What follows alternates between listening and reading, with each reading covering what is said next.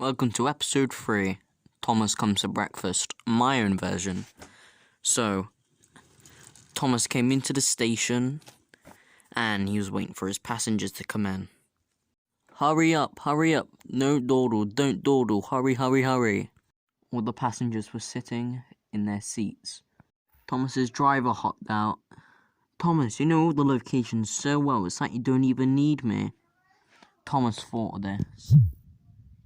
He was thinking that he was actually being true, but he didn't know. It was a joke.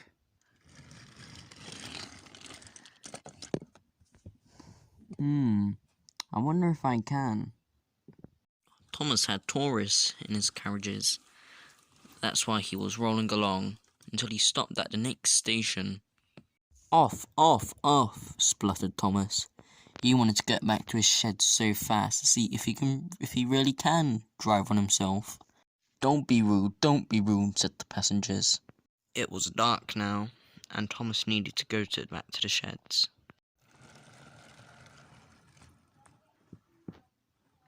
After the visitors were gone, Thomas rolled back into the sheds again.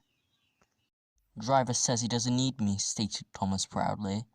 He didn't know it was a joke, so he thought he was true. An old engine calmly said, I would never go without my driver. His name was Toby. He was a tram engine, and he used to work somewhere else. Then he arrived on Sodor as a new tram engine, the very first. He will have his own episode soon. What makes you think you can drive on your own, said Toby. The driver was probably joking, Thomas, spluttered Percy. Oh, fuddy and duddy, said Thomas. Stop being such a strop. I can obviously drive on myself.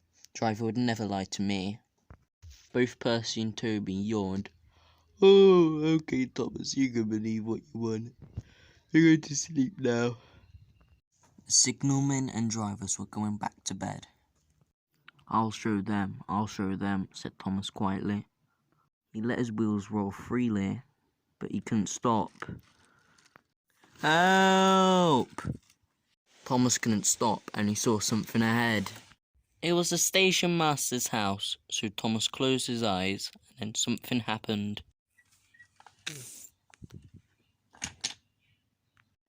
Thomas was absolutely ruined. His bottom to his top was cracked, his face hurt, and he had plank all over his head.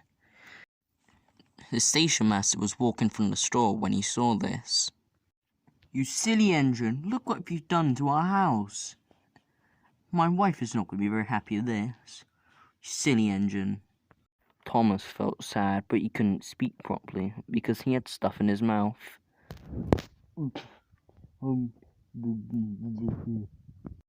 Help was called to pull Thomas out.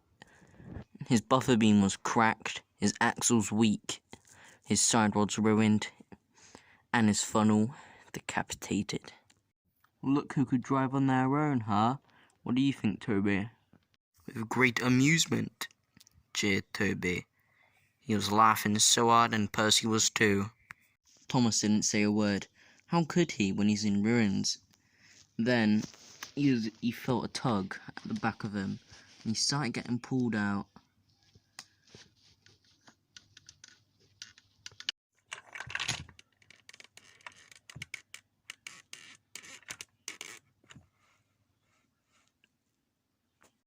Thank you, Toby.